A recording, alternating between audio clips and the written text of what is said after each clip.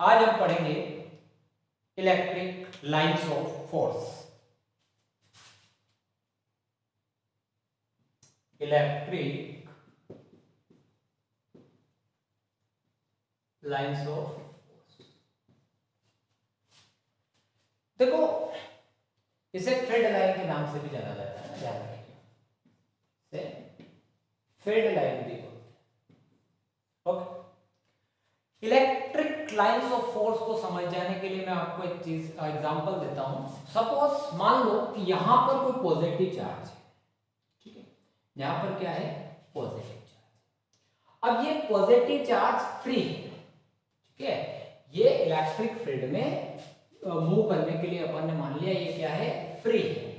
तो अब जो दूसरे चार्ज हैं, जिसको अपन मानेंगे कि इसके आसपास एक टेस्ट चार्ज है, जैसे कि अपन ने इससे पहले भी लिया था, तो जो दूसरा चार्ज है उसका इस कारण इस पर एक तो फोर्स लगेगा, ठीक है, और उस दूसरे चार्ज के कारण इसका डायरेक्शन भी डिसाइड होगा। यानी हम ये कह सकते हैं कि हर एक चार्ज का अपना एक डायरेक्शन होता है, अपना एक मैग्नीट्यूड होगा। मतलब कि फोर्स का मैग्नीट्यूड एंड डायरेक्शन चार्ज पर डिपेंड करता है। क्लियर है?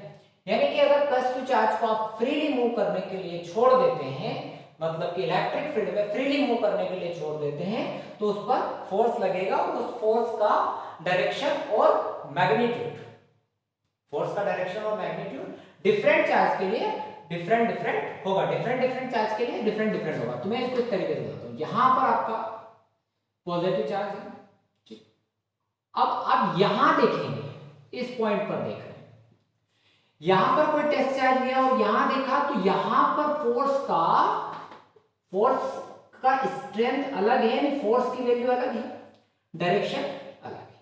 फिर दूसरे पॉइंट पर आएंगे, यहां पर आपने क्यू नॉट लिया और यहां देखा, तो यहां से यहां के लिए डायरेक्शन में कुछ चेंज आएगा और फोर्स भी चेंज होएगा, फोर्स का मैग्नीट्यूड, क्योंकि डिस्टेंस इंक्रीज हो गई। और हमने क्या पढ़ा था डिस्टेंस के लिए, भाई इंटेंसिटी ऑफ इलेक्ट्रिक जो फोर्स है वो क्या होगा, डिस्टेंस के स्क्वायर के इनवर्स से प्रोपोर्शनल था, ठीक है। तो सिमिलरली आप इसी प्रकार से इसको आगे बनाते जाएं, ड्रॉ करते जाएं। तो आप देखिए कि यहां पर एक कर्व बन गया, यहां पर एक कर्व बन गया है, और अब ये देखो कर्व बन गया है, और मैं इसमें एक बात बताता हूं आपको कि ये जो कर्व है, ये यहां पर अगर आप एक टेंजेंट डालते हैं तो टेंजेंट क्या बताता है, टेंजेंट यहां पर रिप्रेजेंट करेगा कि direction of electric field. Tangent क्या रिप्रेजेंट करेगा, डायरेक्शन ऑफ इलेक्ट्रिक फील्ड। चलो मान लो एक पॉजिटिव चार्ज है, अब पॉजिटिव चार्ज के लिए यहां पर टेस्ट चार्ज है, यहां पर है और यहां पर है, ठीक है, अकेला चार्ज है ना, सिंगल चार्ज, इसके आसपास कुछ भी नहीं। यहां पर अपन ने दूसरे चार्ज पुट करके देखे, तो इसका चार्ज अपन ने कहां रखे हुए, आसपास नहीं है, तो कहां है, इनफाइनाइट पर मान लिया, बहुत दूर, ज्यादा डिस्टेंस पर है। अब आप देखिए कि इनकी जो डायरेक्शन है बाहर की तरफ जा रही है, इसी टाइप से माइनस टू चार्ज ले लेंगे, तो माइनस टू चार्ज के लिए आप देखिए इलेक्ट्रिक जो लाइंस ऑफ फोर्स है वो कहां से आ रही है, इनफाइनाइट से आ रही है, क्योंकि इनका टेस्ट चार्ज कहां पर है, इनफाइनाइट पर। हमने यहां पर रिप्रेजेंट नहीं किया, हमें नहीं पता कि यहां पर कौन सा टेस्ट चार्ज है। तो ये कहा जा सकता है कि पॉजिटिव चार्ज के लिए जो इलेक्ट्रिक लाइंस ऑफ फोर्स है वो आउटसाइड होगी, यानी कि radially outside. Minus two charge के लिए रेडियली इनवर्ट्स। क्या क्लियर, ठीक है, ये कॉन्सेप्ट हो गया, याद रखिएगा।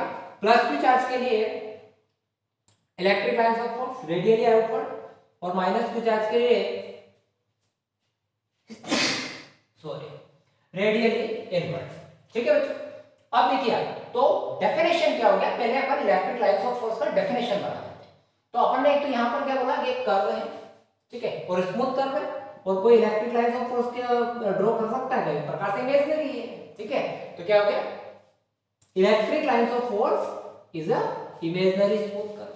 दूसरी लाइन मैंने क्या बोले, यहां पर आप जो टेंजेंट ड्रॉ करेंगे वो टेंजेंट क्या रिप्रेजेंट करेंगे, डायरेक्शन ऑफ इलेक्ट्रिक फील्ड। तो द टेंजेंट ड्रॉन, ठीक है, the tangent drawn at that any point which gives the direction of electric field at that point, ठीक है। मतलब कि जिस पॉइंट पर आप टेंजेंट ड्रॉ कर रहे हैं वो उस पॉइंट पर क्या बताएंगे, डायरेक्शन ऑफ इलेक्ट्रिक फील्ड। तो हो गया डेफिनेशन क्लियर।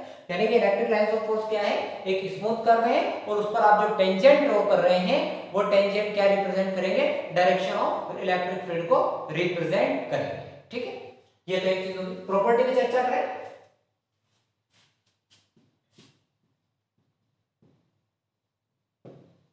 तो प्रॉपर्टीज पर अगर चर्चा करते हैं तो properties number 1, plus Q charge के लिए इलेक्ट्रिक लाइंस ऑफ फोर्स किधर जाएगी, इनफाइनाइट की तरफ जाएगी और रेडियली आउटवर्ड जाएगी। माइनस क्यू चार्ज के लिए रेडियली इनवर्ड जाएगी, बट ध्यान रखना सिंगल प्लस क्यू चार्ज की बात कर रहा हूं, ठीक है, सिंगल के लिए बात होगी ये, ठीक, दो चार्ज के लिए नहीं। और अगर यहां देखिएगा ये वाला हट इरेज कर रहा हूं, अगर आपको जरूरत है तो रिपीट कर लेना। यहां पर प्लस क्यू चार्ज है और यहां पर माइनस क्यू चार्ज है। अब देखो प्लस क्यू चार्ज से अगर एक तरफ माइनस रख दिया तो माइनस को प्लस को क्या अट्रैक्ट होगा। यानी कि आप देखें electric lines of force positive terminal से स्टार्ट हुई और नेगेटिव टर्मिनल पर जाकर टर्मिनेट हो गई। यानी कि क्या कहेंगे, the electric lines of force start from positive terminal and terminate from negative charge. ठीक है, start from positive charge and terminate from, start from positive charge and terminate कहां पर होगा, नेगेटिव चार्ज। ठीक है, दूसरी चीज द टेंजेंट ड्रॉन क्या रिप्रेजेंट, द टेंजेंट क्या रिप्रेजेंट करेंगे, the tangent represent the direction of electric field, direction of electric field, ये दूसरी प्रॉपर्टी होगी। तीसरी property, to electric lines of force never intersect each other. ध्यान से सुनिएगा, two electric lines of force never intersect each other.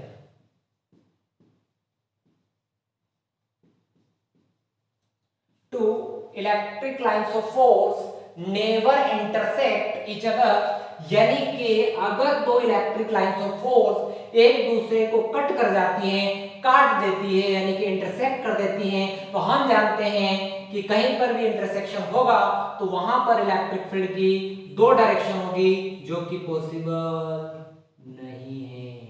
Electric field की दो direction possible नहीं है, इंटरसेक्शन कर देती है, मान लिया आपने, करती नहीं, यानी कि दो इलेक्ट्रिक लाइंस ऑफ फोर्स काट गई तो क्या होगा, उस जगह दो इलेक्ट्रिक लाइंस ऑफ फोर्स होगी, मतलब दो इलेक्ट्रिक फील्ड की दो डायरेक्शन होगी, जो कि संभव नहीं। इलेक्ट्रिक फील्ड की कितनी डायरेक्शन होती है, केवल एक ही डायरेक्शन होगी। एक बात ये होगी। अगली प्रॉपर्टी पे चलते हैं।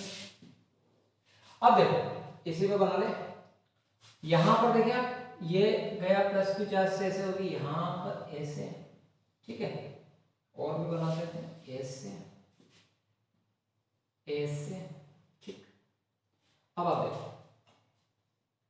अगर नॉर्मली आप देखिए इलेक्ट्रिक लाइंस ऑफ फोर्स को तो कैसे हो रही, ऐसे जाएगी। तो आपको ऐसा लग रहा है कि ये दोनों क्या कर रहे हैं, एक दूसरे को क्या कर रहे हैं, रिपल कर रहे हैं, है ना। इसका मतलब आपको क्या पता, मालूम पड़ गया यहाँ पर लाइट चार्जेस में क्या होता है, रिपल्शन होता है।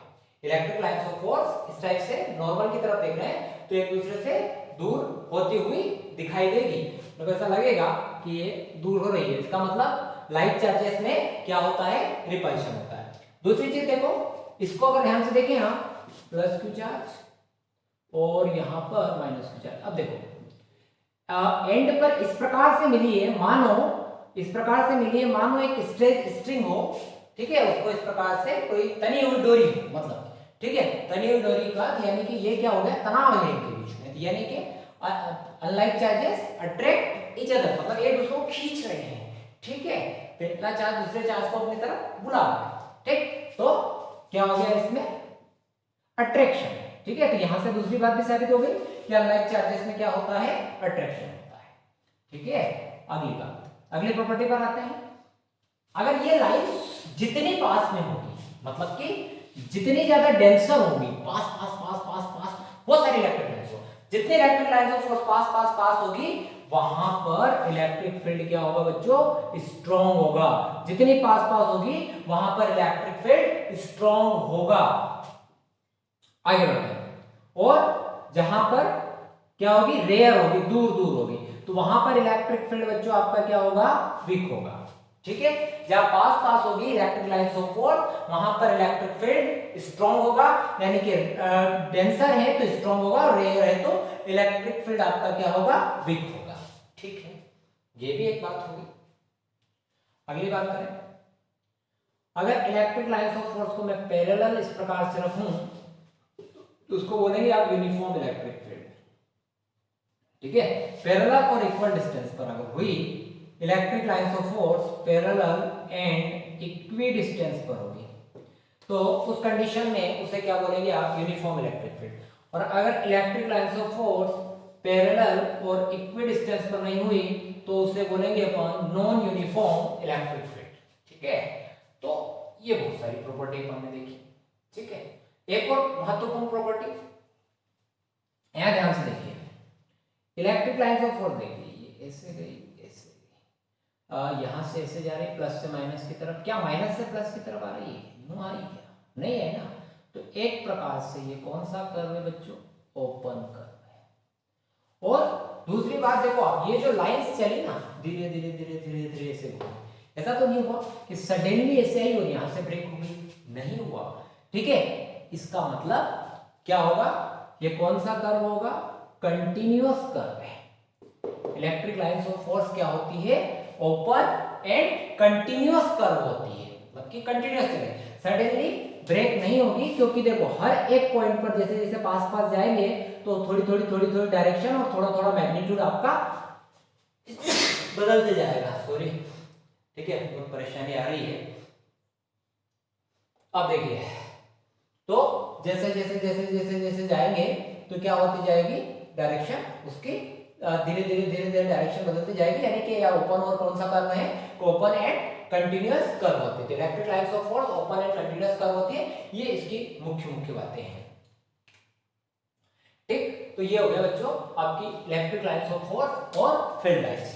तो समझ में आई होगी, किसी पॉइंट पर कोई दिक्कत हो तो क्या करें, वीडियो को रिपीट से वापस से देख लें। ठीक है, और जो महत्वपूर्ण बात जिसको मैंने बोली है, जैसे कि लाइंस इंटरसेक्ट नहीं करती है, कंटिन्यूअस कर्व होते हैं, तो ये छोटे छोटे क्वेश्चन बनते हैं। ये एक्सरसाइज जब आप खोल के देखोगे एनसीईआरटी का तो उसमें ये दोनों तीनों क्वेश्चन भी आपको मिल जाएंगे। ठीक है, अब इसको मैं हटा देता हूँ, इरेज कर देता हूँ, अगले टॉपिक की तरफ पढ़ेंगे।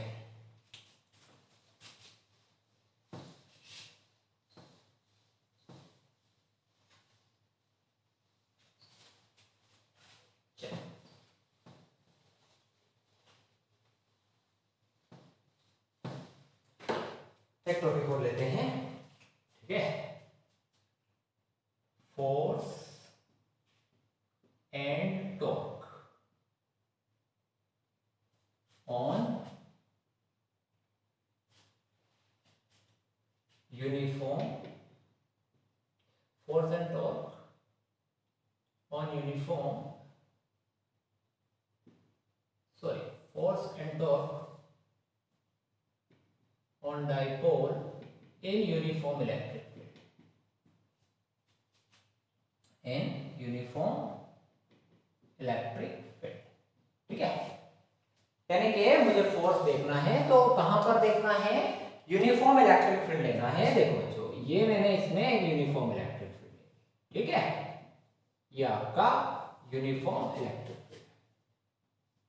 ठीक, और इस यूनिफॉर्म इलेक्ट्रिक फील्ड में मैंने क्या करा, एक डाइपोल है। ठीक है, एक डाइपोल ले लिया जिसे कहा थीटा एंगल पर आपने पुट कर दिया। ठीक है, डाइपोल ले लिया और उसे थीटा एंगल पर पुट कर दिया। डाइपोल जानते हैं, two equal but opposite charges at a small separation. ठीक, ये निकालना मुझे फोर्स एंड टॉर्क। ठीक, तो पहले बात कर लेते हैं, एक चार्ज लेते हैं, मान लो पहले प्लस माइनस क्यू चार्ज लगा, तो इस चार्ज पर एक फोर्स लगेगा बच्चों, F is equal to q. Signification of electric field से अपने को पता है, किसी चार्ज के अराउंड इलेक्ट्रिक फील्ड होता है और उस पर उसमें चार्ज के ऊपर फोर्स लगता है। इसी प्रकार से यहाँ पर भी F is equal to q लगेगा। अब देखो आप, इधर प्लस क्यू इधर माइनस क्यू, दोनों का केवल डायरेक्शन अपोजिट है बच्चा। इसका मतलब क्या कर गए ये एक दूसरे को cancel, plus q minus q is equal to 0। बच्चों टोटल फोर्स यहां पर 0। बच्चों यहां पर टोटल फोर्स क्या हो गया 0। इस पॉइंट पर नेट फोर्स 0 होगा आपका, नेट फोर्स 0। ठीक है बच्चों, यहां पर आपका नेट फोर्स होने वाला है 0। इस पॉइंट पर ध्यान से सुनिएगा, नेट फोर्स तो हो गया 0, यानी कि फोर्स एंड टॉर्क। अब बताओ दूसरी बात, टॉर्क के बारे में आपको पता है, ये मैंने लिया यूनिफॉर्म इलेक्ट्रिक फील्ड में डाइपोल, समझ लो एक फोर्स इधर से लग रहा है और उतनी ही तादाद का फोर्स इसके ठीक अपोजिट डायरेक्शन में इधर से लग रहा है। जैसे ये मार्कर सारे एक तरफ समझ लिया आप और मेरे हाथ को दूसरी तरफ समझ लिया। ठीक है ऐसा हो गया। अब क्या करें, मैं इधर इधर फोर्स लगा रहा हूं, ये पेन इधर लगा रहा है, क्या एक प्रकार से अब ये इक्वल और अपोजिट है, मतलब कि हुआ क्या, दोनों काम एक ही कर रहे हैं। देखिए ध्यान से, ये हाथ इसको ऐसे ले जा रहा है और ये हाथ इसे ऐसे ला रहा है। अपन देखते हैं पानी के नल को आप जब घुमाते हैं ना यूं करके, आया समझ, पानी का नल जैसे ऐसे घूमता है। ठीक, तो अगर वहां पर भी इक्वल बट अपोजिट डायरेक्शन में फोर्स लगते हैं तो वहां पर आपके क्रिएट हो जाता है टॉर्क, तो यहां पर भी क्या क्रिएट होगा टॉर्क। ठीक है, तो टॉर्क का फार्मूला आपको पता है, हमने पढ़ रखा है, क्या होता है बच्चों, force magnitude of force into perpendicular distance of two charges. यहां पर चार्ज है तो चार्ज ले लेंगे, जो भी होते हैं, टू आर्म्स होती है तो आर्म्स ले लेते हैं। तो perpendicular distance of two charges, force क्या हो गया बच्चों, यहां पर हो गया आपका QE। ठीक, और अब मैं इसको नाम दे देता हूं, इसको A दे दिया, इसको B दे दिया और C दे। अब दोनों चार्ज के बीच का परपेंडिकुलर डिस्टेंस कितना होगा बच्चों, BC होगा। ठीक, अब मुझे क्या करना है, यहां पर मेरे को वैल्यू चाहिए BC का, तो BC का वैल्यू निकालने के लिए मैं यहां पर sin थीटा निकाल लेता हूं। तो BC अपॉन क्या हो जाएगा, परपेंडिकुलर अपॉन हाइपोटेनियस। हाइपोटेनियस कितना है आपका 2a। ठीक है, तो BC इज इक्वल टू आ गया बच्चों मेरे पास 2a sin थीटा, और ये 2a sin थीटा कहां पुट कर दूं मैं, इस इक्वेशन फर्स्ट में। ठीक, तो इक्वेशन फर्स्ट में पुट करूंगा तो tau is equal to QE into BC की जगह 2a sin थीटा, अब Q इनटू 2a और ये आपका E sin थीटा।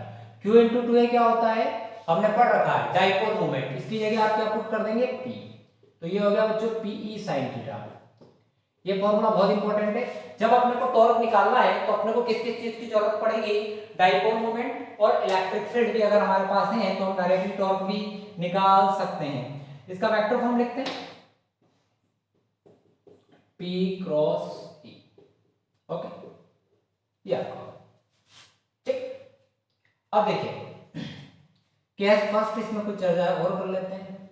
अगर मेरे पास जो थीटा है, ये थीटा अगर 0 डिग्री हुआ तो then tau is equal to PE sin 0। sin 0 का वैल्यू क्या होता है 0, मतलब कि टाउ आपका क्या हो गया 0, टाउ मिनिमम 0। केस सेकंड लेते हैं बच्चों, theta is equal to 90 degree लेते हैं, तो tau is equal to PE sin 90। sin 90 का वैल्यू कितना होता है 1 होता है, ये हो गया ये टाउ मैक्सिमम। यानी कि अगर डाइपोल जो है आप ऐसे रख दो 90 के डिग्री और इस पे फोर्स लगेगा तो उस कंडीशन में सबसे ज्यादा फोर्स आपको लगाना पड़ेगा। सबसे ज्यादा मैक्सिमम फोर्स कब लगाना पड़ेगा आपको, थीटा इज इक्वल टू, मतलब टॉर्क, सॉरी सबसे ज्यादा टॉर्क कब लगेगा जब थीटा इज इक्वल टू 90 की कंडीशन होगी, और सबसे कम कब टॉर्क लगेगा जब ये इसके पैरेलल होगा। ठीक है, तो पैरेलल की जगह पर क्या होता है, सबसे ज्यादा सॉरी कोई फोर्स कोई टॉर्क नहीं लगता है, और जब परपेंडिकुलर होता है तो मैक्सिमम टॉर्क यहाँ पर अप्लाई होता है। ठीक है, इससे आगे के डेरिवेशन अपन अगले वीडियो लेक्चर में देखेंगे। ठीक है, अगर आपको सब चीजें समझ आ रही है और वीडियो अच्छे लग रहे हैं तो सब्सक्राइब जरूर कर दीजिएगा। ठीक है, सब्सक्राइब, आपका सब्सक्राइब आपके लाइक से हमको ताकत मिलेगी। ठीक है, थैंक यू, मिलते हैं नेक्स्ट वीडियो में।